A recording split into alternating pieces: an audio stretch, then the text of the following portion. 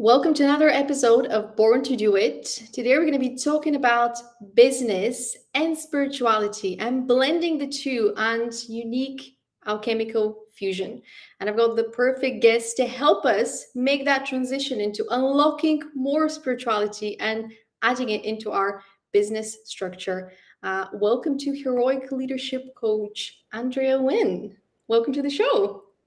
Thank you so much, Stella, and hello, everyone. How are you doing today? What's the worst? What's the worst? What's the first word that comes to mind? Ooh, well, the first word that comes to mind is really good. Really It's good. been a really inspiring day, including having a little chat with you before this was also a really pleasant experience. It's the uplift. When we have people that are like minded, it shifts the tone. And I think a lot of the business owners that, when they jump into creating new business structures, the entrepreneurial path, it's that excitement of sharing their ideas with like minded individuals. But I'll start the tone with what is spirituality to you? And how have you approached spirituality before we start talking about the business side of things? Ooh, okay. Well, I have been a deeply spiritual person for as long as I can remember. I was brought up in a Tibetan Buddhist community in the United States. My parents got involved when I was around 5. So I was deeply immersed in spirituality, started meditating when I was around 6, and have just found myself deeply drawn to spirituality. So specifically, I got really immersed in Tibetan Buddhism until I was in, I think it was my late 30s, and I had a Christian awakening on top of that. And so then for 5 years, just really heavily immersed myself in the Christian world, including being baptized a Catholic. And I would say that I have not fared well in religious communities.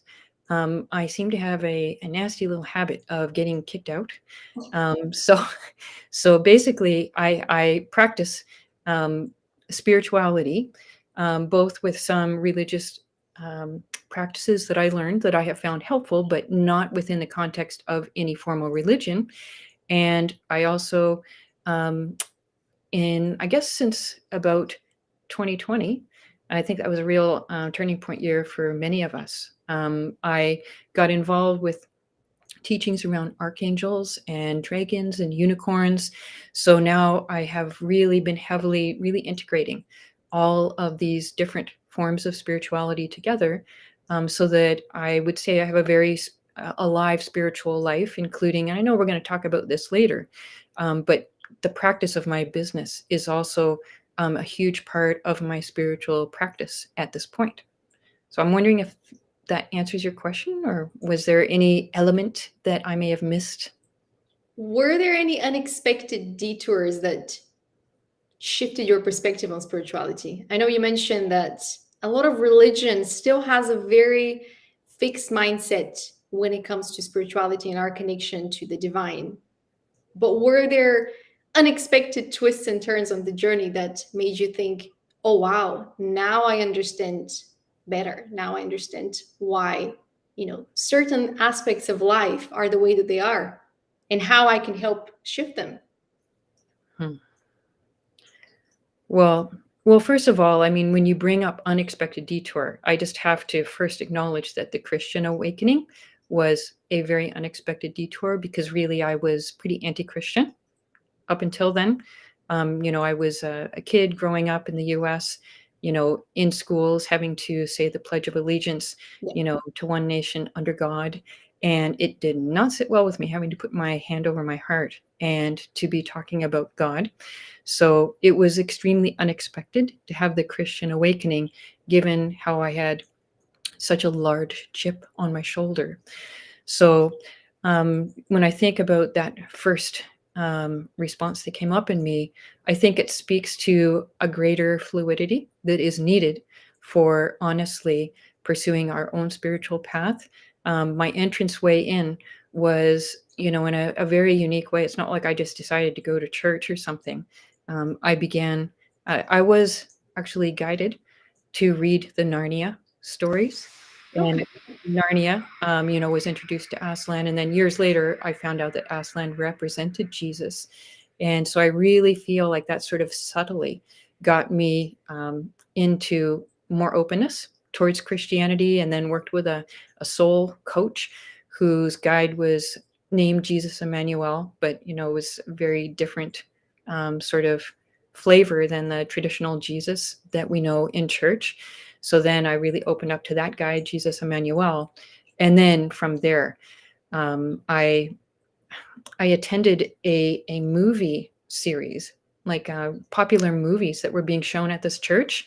And like they had, it was movies that had a theme of redemption. And so Okay. that's, I guess, what technically got me into a church, was going to this movie series. So it was just these little stepping stones that required me to open to what was truly arising within me, that was from a place of love and from a place of spirituality, because it went against every grain of how I had grown up. So I think that there is something there in that story, just in that twist and turn, about the nature of true spirituality, which is being willing to let go of outdated, limiting beliefs, and opening to, when something is arising in your heart, and having the courage and the willingness to allow exploration of something, even if if it just like seems like the last place you'd ever want to go. Just that willingness to explore. It doesn't mean you need to go there, but that willingness to explore a spiritual calling that's coming up in your heart. So, yeah, that's really what's coming to mind. And I think, even though it was about getting into a formal religion, I think that there are some valuable little nuggets in that one story about opening to spirituality. It's very interesting that you mentioned the word story. I think the power of storytelling is something that our ancestors have used, that our teachers have used, our parents have used, and will continue to use going forward, because it's in those stories where we're able to convey the bigger messages through adding the voices to the characters and their descriptions and every choice that they're making. Even the descriptions in the movies and books where the character was wearing purple, the character was wearing yellow. These are choices that signify an emotion, that signify a state of mind. Everything is just so connected and so interlinked, but it's through the storytelling that we're able to convey the big messages in a way that's more easily digestible, I suppose, or it's easier to talk about the big feelings, the big topics in a way that makes us appreciate the finer details. But it's quite interesting that you're mentioning movies and in the theme of redemption as well, because I did my master's degree in film and television. So movies have been my primary method of learning about life for a very long time. Mm. And it's it's a domain of storytelling that I really love, because it connects us while being disconnected. I think being disconnected from the external narrative. We're connected for 2 hours to the vision of someone, and they have completely captured our attention. And if they've created something, especially in alignment with their higher self, they can really bring that shift, that change of heart. So when you leave that movie theater, it's almost like you have taken the journey of metamorphosis that the creator had, and they Yeah. were able to give that to you for 2 hours, which is very powerful. And I think spirituality allows us to create a shift in narrative when it comes to our own lives, when we allow it to touch us, I suppose, when we're not just externally looking, but we buy the ticket and we go into the theater. And the theater could be, anything. Could be the library, could be the bookstore, could be just researching on social media. But we purchase the ticket and we commit to it. We say, I'm going to stay, I'm going to watch, I'm going to see where this takes me. Wow. Okay. Yeah. Very, very cool. So I had a thought or two about what spirituality means, and you mentioned the dragons and the unicorns and the archangels and the angels and even the demons. This everyone can anything and everything can teach us things about life if we Mm. allow ourselves to open up to learning from people, from ideas, from places that are foreign to us, because that's how we learn. We allow the foreign to become something that we're more familiar with. But these are keywords that kind of come to mind when I think of spirituality today: light, hope, love, joy, faith, peace, unity. Do you think these are the words that most people connect to spirituality? Ooh, well, spirituality is so unique that I think that probably if we got 10 people in the room, we could probably have 10 different sets of words. So I do think that spirituality is very unique. And I think that's one of the things that's so beautiful about it. I'm thinking back to when I did my Master's of Education in Counseling Psychology. One of the courses that I took was called Multicultural Counseling, and we looked at how to do counseling with people of different cultures, because so many things in Western society are geared towards doing something with white heterosexual men. Like there's this sort of unity, um, not kind of unity that you and I usually talk about, but it's just like um, expecting everybody to fall under one very specific category of people. So this multicultural counseling course, I found it to be a spiritual experience, unlike any of the other courses that I took. And it's because in order for somebody of one culture to communicate with somebody of another culture, whether they have a common language or not, they have to go beyond any kinds of sort of assumptions or anything like that.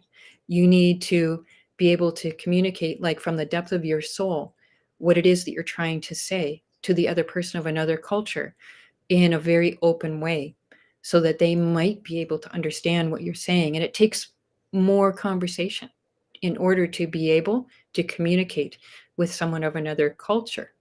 And so I just think that that is so powerful. And that's why I discovered, multicultural situations, they're going to be more spiritual because of that letting go of assumptions that's necessary to really connect heart to heart. And so that's why I think that, if we had 10 people in the room, we would have 10 different sets of words associated. And Stella, you dropped kind of a powerful word in your last statement, that it can include demons. And I would like to invite you to share a little bit about what moved you to also include the word demons. Because I think, I feel like that's not a good thing, just to sort of like let something so powerful go without being acknowledged. So since you had the courage to bring something in that was pretty powerful, I would like to ask you what you were thinking when you said that. So there's this show, again, bringing movies and TV series, but there's this show from Amazon, and Good Omens, it's called, and it has at the center an angel and a demon, and they're working side by side. They're placed on Earth, and throughout the series, they're showing their involvement, because these are eternal beings. They just reincarnate. They help humanity. They help in whatever way they can. They help with the creation of Earth, in terms of that kind of holistic way of looking at spirituality and the birth of Earth. And there was a very powerful episode that explained that sometimes when we look at angels as the beings that save us, sometimes they follow structures. Sometimes they think, oh, that we can only do this because of the structures. We believe this is the best course of action. But it's actually sometimes the anti-heroes that are willing to go against the system, that are willing to change some of the protocols of the system. And that's why they get kind of banished from Mhm. the originals, from the system, Mhm. from the garden, from the kingdom, however you want to call it. And it has to do with them going, challenging the people on top. And sometimes the people that challenge the systems get a bad rep. And I've talked about this in some of my videos, that just like humans have different levels of consciousness, so do other beings, including angels and demons. And if you are with that mindset of following the structures, following the same script, the learning will stop. So at some point, if you see an opportunity that, just because something is the rule, it's not always applicable in situations. Sometimes there are exceptions. Sometimes the rule has to change. And the change makers will sometimes get a bad rep for trying to change the system because it's how we've done it for so long. But without making these changes, there wouldn't be any evolution. Mm. And from my experience watching tarot readers and people that are channeling messages, there is very strong connection between us individuals here that are on earth working with both angels from the light and demons from the dark to remain in that balance so we can bring justice in a very corrupted system. And sometimes the light beings cannot support us with that justice the same way that the demons can, because we're dealing with levels of corruption that are beyond we can comprehend in terms of evilness, if that kind of makes sense. Probably a detour to your question, but it's, I think if we were to be truly enlightened beings, we cannot just remain in the light. And in order for us to truly help people that are in the dark, we need to be able to be in the dark without being of the dark and without losing ourselves in the dark. And in order for us to understand what it means to be in the dark without being of the dark, we must learn from the teachers of the dark, the teachers that can be found in the dark, brother. Okay.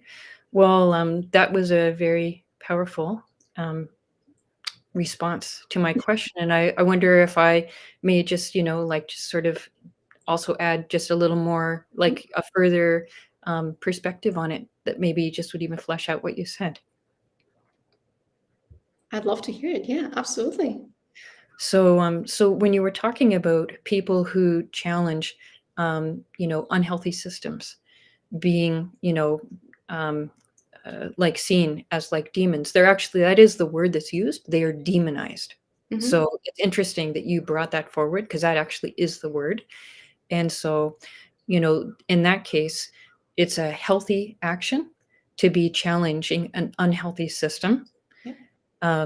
Like when I worked to bring light to some very dark stuff happening in the Buddhist community that I grew up in, I was demonized. People didn't want to hear what I had to say because I was speaking from the light.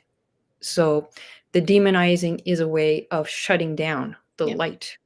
So I like to distinguish that from less evolved demons. Mm-hmm.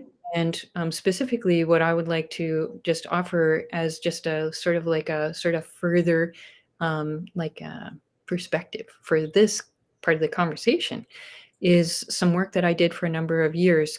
It was a practice called Feeding Your Demons. And this was put out by a Tibetan Buddhist teacher named Lama Tsultrim Allione. And it's a beautiful practice where we are able to encounter our own demons. And so the idea being there is that there can be parts of ourselves that we're really uncomfortable with, maybe an angry part or a destructive part. And, traditionally in our culture, like even in stories of heroes and everything, is that when you've got a demon, you need to take your sword out and cut its head off. Yeah. And so the difference here is quite radical. Instead of cutting its head off, you're actually feeding it.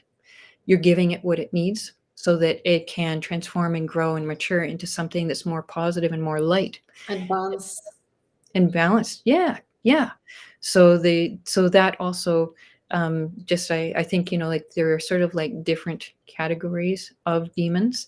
So, and I think there are even beyond what you and I have talked about today. But I think that this is a wonderful thing to do, to bring some illumination to this area of darkness and how important it is for us to develop skills and courage to go into our darkness and be able to learn how to relate in the darkness as well as the light. So I really thank you for bringing that forward. 100% my pleasure. And I think this is one of the aspects of Earth, is that when people see the light, and we've talked about this, entering the cave and being afraid to leave the cave, but the cave is a symbol of the dark because you're turning your back to the light. And it's almost when somebody's being demonized for bringing the truth to light, as you said, it's almost like they're blinded because you're shining so bright, because you're bringing something that's so obvious, but they don't want to see it, they don't want to hear it. It's like that monkey emoji. See no evil, hear no evil, speak no evil. And it's only being demonized because the unhealthy system has been normalized. But in order for us to truly ascend, for us to truly advance, we must face the truth for what it is. And it can be ugly. But in order to change it, we have to first acknowledge it, accept it for what it is, and then bring our solutions. Which kind of takes me to the next question, I suppose. Where is spirituality on earth, and where do we need it a little bit more? Because now that I'm looking at these words, how many businesses are actually trying to bring any of these values? How many businesses do actually have these values as part of their strategy? It's not that many. Or their inner drive, their inner motivation. I think it's sort of in a baby phase at this point. Yeah. But like there's a growing number of business people that are wanting to run businesses from these kinds of values. Mhm. Yeah. So if you proceed to your next slide, Yeah. Are you thinking specifically in terms of the area of business, or In the industries in the world, I would say. I think. okay, well, yeah, there are not industries in the world that are operating from a place of spirituality. Like they would be like the odd industry. I mean, industries usually are classification for a large number of businesses. So I don't think that there are any industries because they are so structured and hierarchical and top down. Like, I mean, if you were tempted to look at, like religions, they are so structured and so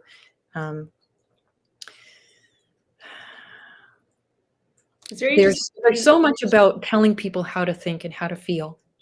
So there's just the shutdown in the existing industries. And it was interesting because I met with a former business mentor about a month ago, and she said, Andrea, what do you mean when you refer to a spiritual business? And I said, what I mean is people who are operating any kind of business, but it's from a spiritual place. It's from a place of wanting to make the world a better place, from a place of helping people to uplift out of a place of survival into a place of thriving. And I said, there's not like some specific industry. And she said, oh, that's interesting, because she said, I regard myself as a spiritual person, but I'm not running my business as a spiritual business. So this operating from a spiritual place with a spiritual mission and doing things from a spiritual place, that is very novel. I think that is quite new.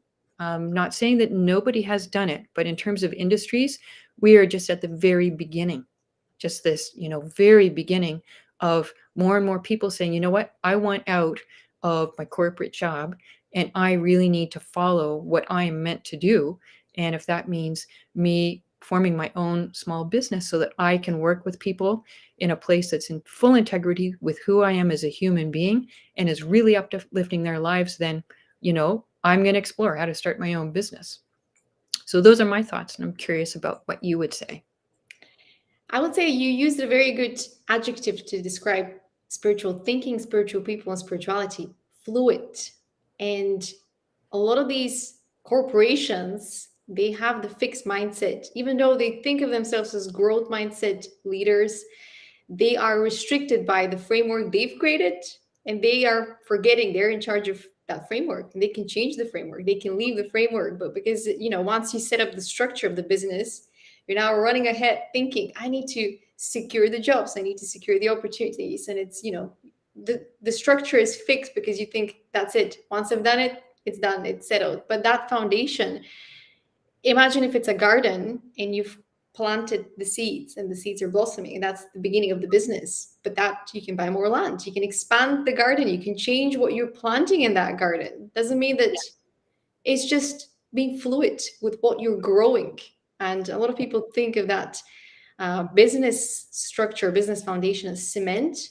And I think what we're trying to build with spirituality is we're bringing the seeds back to the soil. We're connecting with Mother Nature, and it's alive. The structure is alive. The foundation is strong because our roots are in there, spiritual roots, physical roots, but we're allowing it to grow as we grow, or there's this element of connecting with nature and co-creating with nature. And I think where Yeah. spirituality exists at the moment in industries, it's the industries that are trying to bring more holistic living. So there is some spirituality, but maybe people are afraid to call it spirituality. They're using the label holistic so that um, it doesn't bring a negative connotation, because I think people are still afraid to talk about spirituality as if it's something bad, which is interesting, but Yeah. we're learning. Well, you also may be in touch with more holistic industries than I am, because I'm still seeing a lot that is, basically raping the earth. And I really love what you were talking about, using the metaphor of a garden and attending to it. And I like to add in the word organic, involving organic processes for forming our business is very important, because every business is going to be so unique that we really need to engage in organic process for developing our own business. And I really love that Matthew posted a comment there, regenerative agriculture as a start. And that is beautiful, that we do see some amazing things happening in terms of regenerative agriculture. Yeah, absolutely. Agriculture, farming, these are aspects of kind of the new earth that we're building, but it's not a new earth. It's just returning to earth. Earth has always been there. We've just been blinded by all these buildings with the shiny windows and the shiny cars and all these reflections. And even this, we've created these roads to connect us so we can drive the cars, and it's amazing. It's allowed us to be more efficient, but there is a separation. Our feet do not touch the soil, they touch the cement. And when I realized that randomly in a conversation, I thought, wow, because one of the biggest practices to ground your energy is to walk bare feet on nature. And we have separated ourselves from nature, layers of layers of layers, cement and socks and shoes and buildings. I live on a very high rise building, and we work in these high rise buildings. And movies have tried to portray them as the new elite way of living. But is it? Or is it just an illusion of glamorizing that separation? Hmm. Agreed. So, spiritual business coach, how did you connect spirituality with business? What was the turning point in your life? And I think I've used the word here, the phrase taking leadership to the next level, as a way to describe raising the consciousness of the leader, Hmm. as a symbolic representation of what it means to lead from that place of, I want to bring more unity into the world. I want to bring more joy into the world. I want to bring more success that is not based on money, but it's success that is based on satisfaction with my contribution to making the world a better place, like you said. Hmm. Okay. Well, as I said before, I've been a very spiritual person since I was a young child. And when I started um, getting into entrepreneurship, owning my own business, which would have been in 2008. So it was a long time ago. I invested in various business training courses, and then I started investing in pretty extensive coaching with coaches. And I found that the one thing that was really troubling for me was that I was doing things to do what they said to do, but they were not in alignment with my spiritual values. And so, of course, things did not go well. I was not having business success. So I think the real turning point happened in 2016 when I first met Ayman Sawaf. He was a guest speaker in a course on money. It was called The Currency of Money. It was a play on words, The Currency of Money. and he was a guest speaker, and I really loved his spirit. And so I reached out to him afterwards, and we connected really well. And for anybody who hasn't heard of Ayman Sawaf, he was one of the pioneers of emotional intelligence.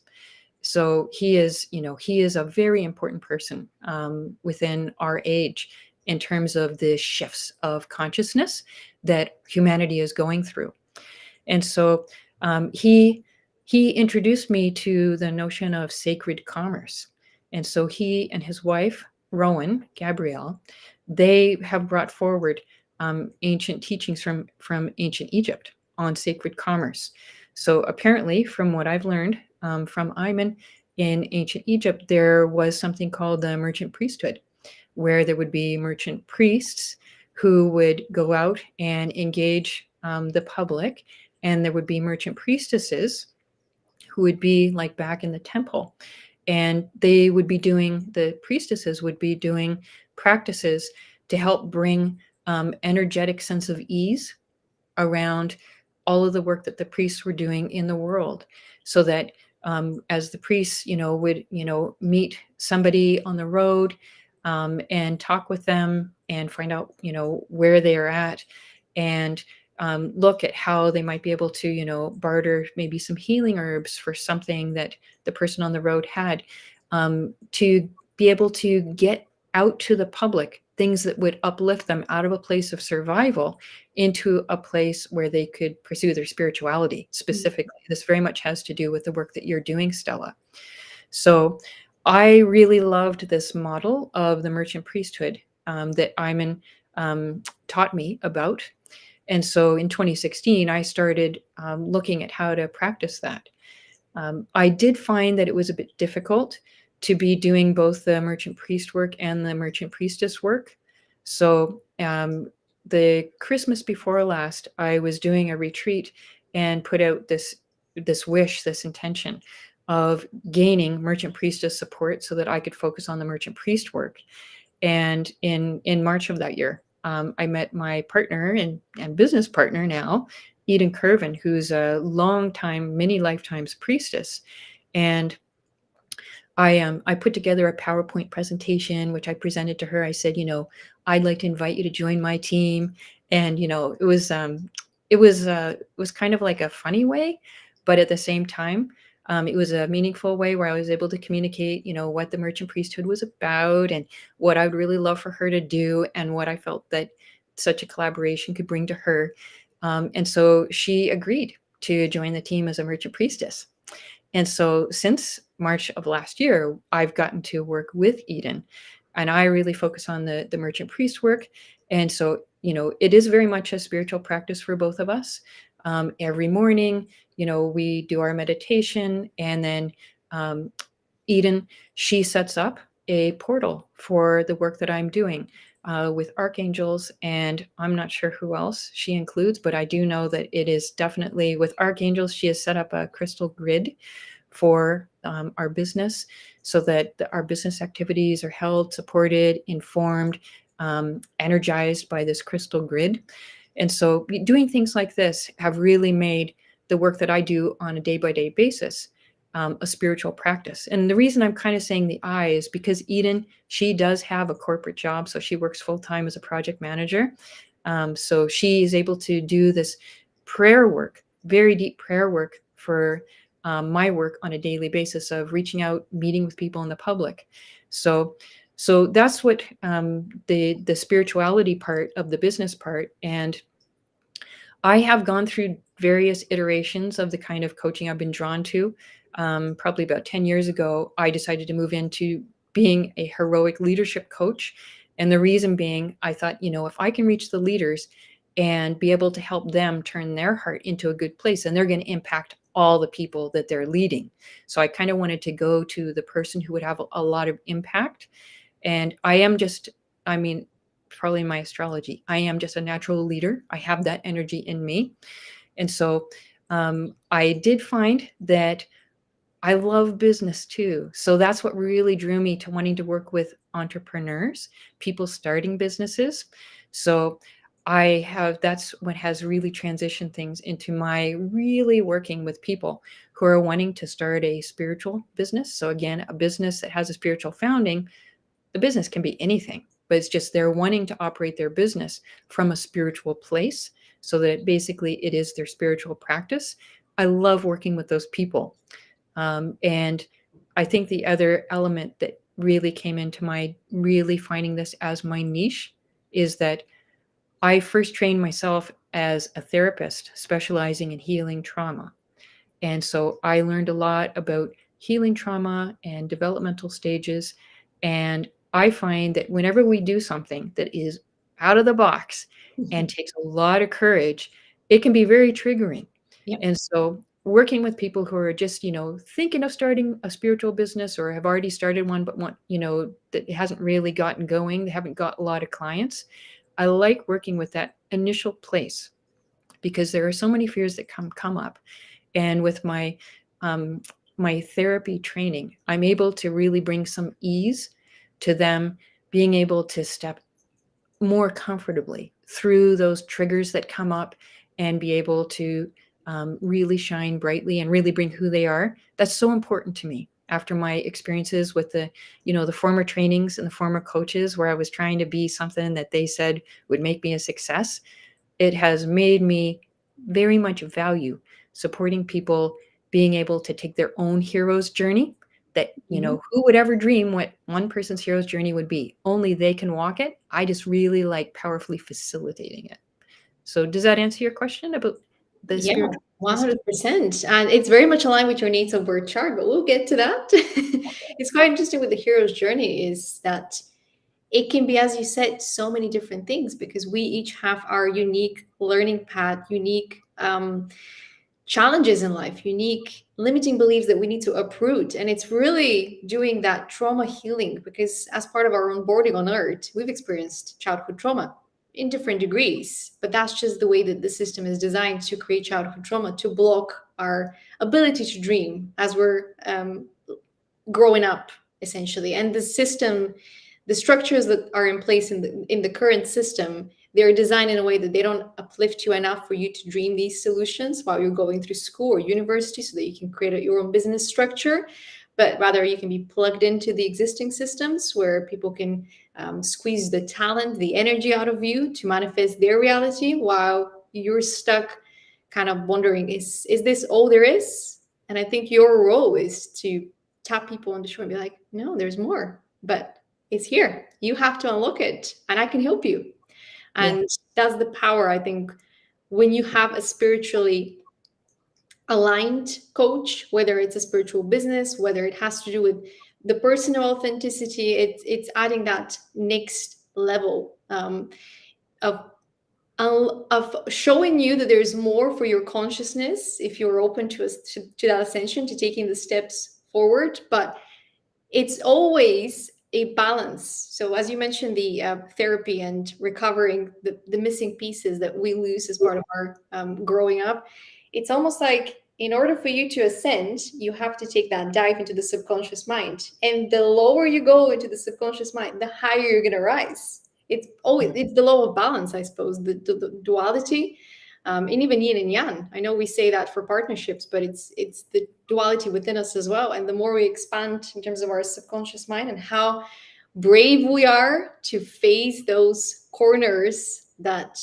society told us, no, you should be ashamed of that, you should be guilty about that. And the more we remove those beliefs, the freer we become to kind of become whole again and create from that space of wholeness so that we can offer that to other people, which is quite beautiful. And that kind of takes me to being a spiritual business owner and what it actually means. Because once you unlock that spirituality element to running your business, it's a general life upgrade. It's so much more than just running your business from that place of spirituality. It's you connecting with the version of yourself that you didn't even exist. You didn't even realize it existed. A version of yourself that has more potential fulfilled in this lifetime, which is quite empowering to know that you can accomplish so much more just by being yourself, doing the work every single day. But when you kind of guide people towards what it means to be a spiritual business owner, where do you start? Is it the abundance mindset? Is it the channeling? Is it connecting with spirit guides? What's the one aspect that you would start with? And what's the one aspect that kind of puzzles people the most? Because some of these are quite foreign concepts, even today. Well, I hope that you don't feel like I am avoiding your question or subverting your question. But I really think that the place to start is to recognize that you are entering into your personal hero's journey. So that means there is no formula out there. There's no recipe. There's no place that is just like, you are safe. It's like going out on a voyage. Mm. And so, they there have been put forward, the phases of a hero's journey. I think there's like 12 phases. One of them is acquiring a mentor. That can be an important aspect of taking your hero's journey, and also finding the true allies for your journey. And at the bottom of the journey is where you're going deep. You're like facing death. You are going deep and really learning about who you are and what it is that you have to give through your business. And then there's a whole journey of bringing that information back up. I love how you were, drawing the circles in the air, because that is very much the drawing of the hero's journey, which includes, going really deep to understand who you are. So, as I look at your lovely slide, it speaks so much to the things that you will encounter on your hero's journey. You are creating your own personal new earth through encountering your hero's journey. And you have to have an abundance mindset, because so many people, especially people who have been through trauma, they nickel and dime themselves, and they think, I have to do this all by myself, because of going through trauma. That's maybe something that we think that we learned. Oh, I have to go through this by myself. But in order to really create an abundant business, you need to be able to heal those places and enter into an abundance mindset, where you are investing in things like coaching or mentorship, or something that is going to support you in your journey. So we do need to have an abundance mindset in order to invest in the places where it's appropriate. And for everybody's situation is going to be different, and abundance mindset may mean a small investment, but it is going to be much needed support for being able to take that deep dive. I mean, because if you're thinking about like facing death, like that is really deep. This is not, as one of my former clients said, it's not for the faint of heart. Yeah. So, you know, so basically, I think everybody's journey is very personal. And I think the place to start is to recognize you are entering a hero's journey, and to regard it in that way. And if you can look up those phases of the hero's journey, that might be a helpful little tool to be able to even engage with.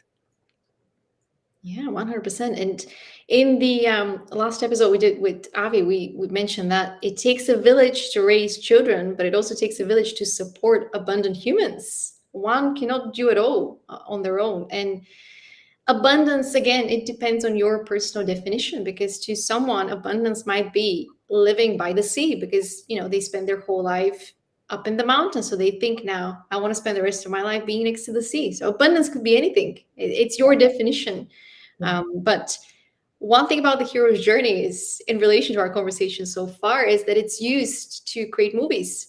It's the structure for movies. It's based on the hero's journey. It's sets the movie in 3 acts, and you have that redemption story by the end of the movie, if it's especially a well-written movie. And one idea that came to mind as we were talking about the circles as well is that when you look at a tree, you know how you have the lines, the circles for every year that the tree has lived? That's us. The more we advance and grow, the more we expand our presence in the world.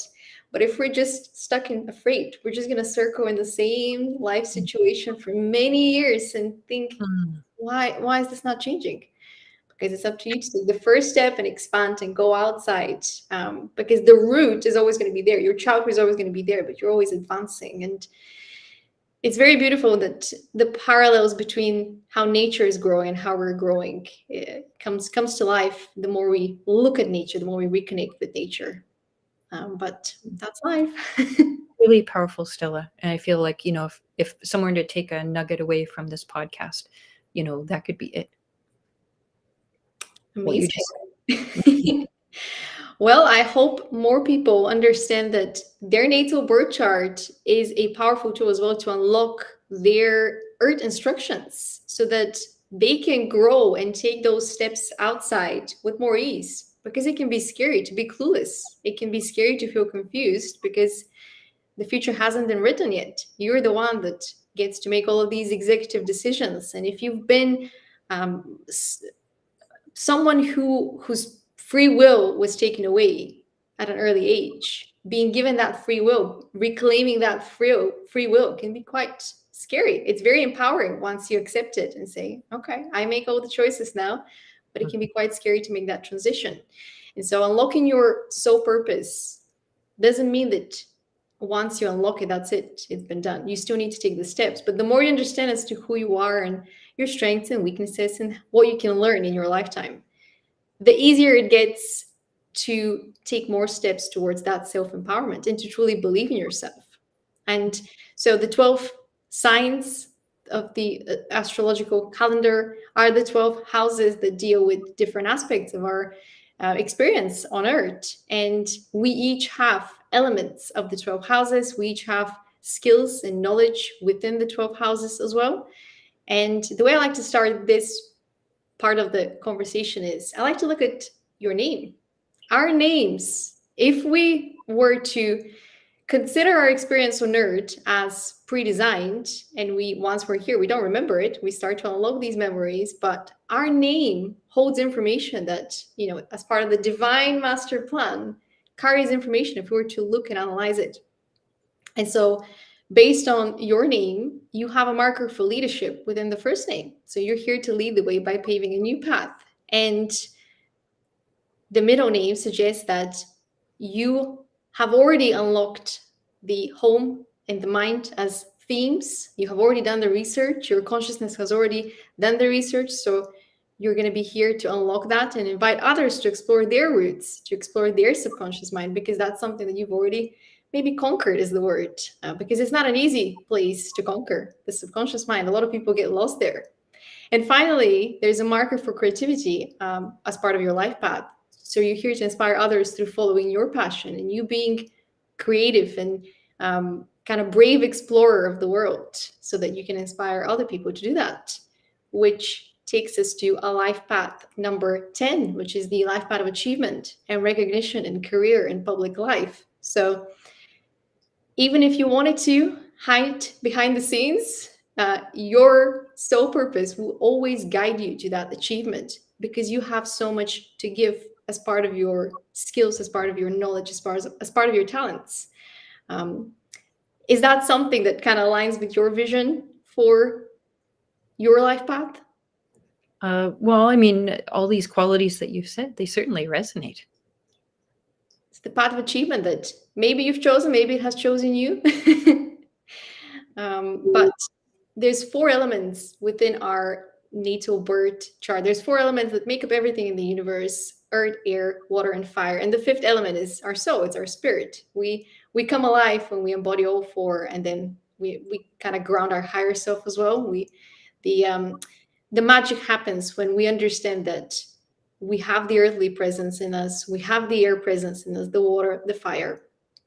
And so with your profile, your sun sign is Leo in the 8th house. So you lead with the passion, you lead with the purpose, you lead with the confidence. And because it's the 8th house, your presence is that of transformation, that of change and growth and renewal, because this sun sign is kind of the person that you need to embody to achieve what you're here to do as part of the advancing your consciousness, doing that research to advance the database of your consciousness. And I think, we can call it soul, we can also call it consciousness. It would be in alignment with our higher self regardless, because our higher self is that potential. The moon sign points to the information that has already been stored, that's already there, that you just need to kind of unlock, but it's also who you were if we were to talk about reincarnations and playing the game of life in different roles. So the moon sign is your existing identity, which is Gemini in the fourth house. So you're somebody that holds a lot of information around psychology, around the subconscious mind. That is just Mm. something that you probably have been attracted to growing up naturally. Like your higher self was always guiding you. This is it. This is it. Take the steps. And with the South Node as the existing knowledge paired with that moon sign, it's Scorpio in the 10th house. So you understand what it's like to succeed. The achievement side of life, achieving these big milestones, especially when it comes to creating these big shifts on an emotional level, that's something that your consciousness is very familiar with. And so the current learning path, the North Node, is Taurus in the fourth house. So with the Earth sign, with the Earth energy, this is more to do with creating these resources for other people to help them dive into their subconscious mind. So I like to, whenever I see Earth sign as part of the North Node or the Sun sign, I like to call these energies of manifestation. So you're here to manifest the products, the services that help people begin their hero's journey, as you mentioned, or give them the resources to do that journey with more ease. Because once again, it's not a very easy journey. You can get lost quite easily in the subconscious mind if you don't have the right assistance. And communication style wise, your rising sign is Sagittarius, which is a fire sign. So when people talk to you, meet you, you're gonna ignite that spark within them, especially you being a Leo in the eighth house. So every conversation with you is going to be transformational because you lead with a passion, you lead with a purpose. And even if you are just there with your presence, your higher self is going to inflame the other person to remember what they're here to do, why they Mhm. started this journey. And your Venus sign in Capricorn at the ninth house is, your love language, or how you're going to form bonds with others on a deeper level, which I like to refer to not just your partners in life, romantic style, but also the business partners and the people that you collaborate, because we're here to grow side by side with other people and build side by side with other people. So the people that you're going to form these strong bonds with are going to be people who are looking for the meaning in life, who want to learn, who want to teach, who want to go on these journeys. The ninth house is almost as transformational as the eighth house, but it's one step more practical or grounded, I would say. It's a little bit more, the path is a little bit clearer. It might have twists and turns, but it's there. It has been created. So it's a little bit easier to follow the steps. Whereas the eighth house, you're going all over the place. But you're going to find yourself exactly where you need to be at all times. And so this takes us to your life path, well, not number, but overall view. You're here to be a transformational leader, teach and guide people towards purpose driven success based on your sun sign in the eighth house and Taurus being in the fourth house. And then you're here to help people unlock their passion and use it to pave their own path in life because of the moon sign, which is an air sign, which holds the information around the subconscious mind, so which holds the information around the purpose and the passion. But the South Node being in the 10th house, you already know what achievement feels like. And as if we want to manifest things, we must align with that frequency of success. So you're able to help people reach that point of their consciousness where they feel the success. They feel worthy of the success. I suppose that's a better way to phrase it. And finally, you're here to connect leading with your purpose and leading with your passion and collaborate and grow side by side with other teachers and educators. Because I think on some level, even if you are a transformational leader, you're also a transformational teacher because the conversation, the information that you bring to people through conversating with them naturally makes you a great teacher, not even a great teacher. Any surprises? No. And I feel like this is an amazing gift to me. Like you've nailed it all to a T. Alignment. It's It's alignment. a real skill. but that's the beauty of it. I am just interpreting it, and that's, I think, one of the missions, I suppose, I have understood about my purpose on earth is to help more people reunite with their purpose. And you are an example of someone who's already aligned with that purpose. You're already creating so much good and magic in the world with your presence, and your story is that of that alignment. And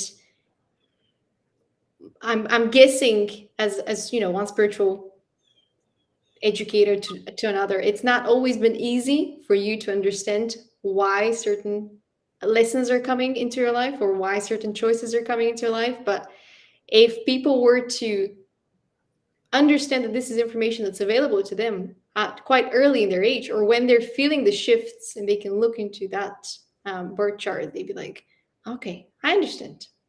It's part of the learning. Beautiful. Well, I'm glad that you um, have found that confirmation from the universe. I'm just the messenger. Thank you, Stella. Thank you, Andrea. This is the point where I have to say one is not born into their purpose, one steps into their purpose. And you have a very natural gift to be an adventurer within the subconscious mind, not get lost in it, and guide other people. And I think this is a very powerful skill to possess in today's world where people are going through burnout, they're going through awakening that something's wrong in the world, something's wrong in their world, and it's up to them to take control over their life. And I think the key is in the subconscious mind, and it's the key to aligning with their purpose. And that takes us to your masterclass, Kickstart Your Soul Aligned Business. Tell Beautiful. us more about that. Well, I'm very dedicated to providing resources for free for people to be able to explore what can be possible for them with their hero's journey. And so the Kickstart Your Soul Aligned Business is a 1 hour masterclass. It's a recording, so people can do it at their own time. And it is just in 1 hour, you would not believe how you will be able to move to a very different place, a place of much more openness and joy around how to kickstart your soul aligned business. So it is a program that Eden and I, my partner, did together. So she is lending Merchant Priestess support for the journey. So it's not like a boring, like, watching a 1 hour webinar. It's actually like bathing within soul healing if you choose to. And that's supporting you engaging your inner self in a deep way, really getting to know who you are and why it's so important for you to follow your calling.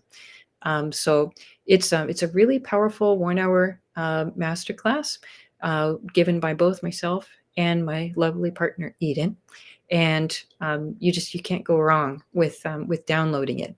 So, do you have a way of sharing the link where people can grab that? Yes, I'm going to include that on the YouTube description. I'm going to link to your website. And naturally, I will ask the final question. What's your one advice to people that are just about to start their business and they're thinking about spirituality, but they're not quite sure? Why should they go down that path, or hide that up that path? So, do you mean of starting a spiritual business or just starting a business? I think starting a business, if starting a business with that spiritual lens. Okay. Well, I really think that the most important thing is to carve out space to have the freedom to explore what could be possible. So much of life teaches us to, just sort of like cut things off before you even have a chance to explore them. But honestly, you've got nothing to lose by exploring what would be most deeply fulfilling in your heart. Not only do you have nothing to lose, you have everything to gain. So just carving out that space to really openly explore. That is my biggest tip for the day. Beautifully said. Absolutely beautifully said. And there's an element of people being scared to be authentic. I think authenticity is not present in the school curriculum, which is probably something that's going to shift as we go into a more enlightened world in the next decades. Probably not years, decades. But what is authenticity to you? I said last question, but I love this conversation too much. So, what is authenticity to you? It's being who you truly are and living every aspect of your life in alignment with your values and not somebody else's values. And I think that's the biggest reason people should start their business with the spiritual lens, because it's literally them. They are showing who they are through the work they're doing, which is a very powerful way to exist, to just be existing from that place of, I get to give who I am and serve by being myself. Yeah, you put that very well, Stella. We did it together, Andrea. We did it together. Can we high five it on the screen? Oh, fantastic. It was amazing to have you on the podcast. It was amazing to exchange all of these big ideas and talk about some of the concepts that maybe are foreign to some people, maybe are not so foreign to others. But I think it's the conversation. It's opening that space for the conversation to happen, for the exchange of ideas, and making spirituality more of an everyday topic of conversation. We've talked about the weather for too long. It's time to talk about spirituality. The work that you're doing is very powerful, Stella. Thank you for inviting me in today. Thank you. It was a pleasure. I will link to everything that we've covered today on the podcast episode, and you'll be able to listen to the episode shortly on Spotify and Apple Podcasts.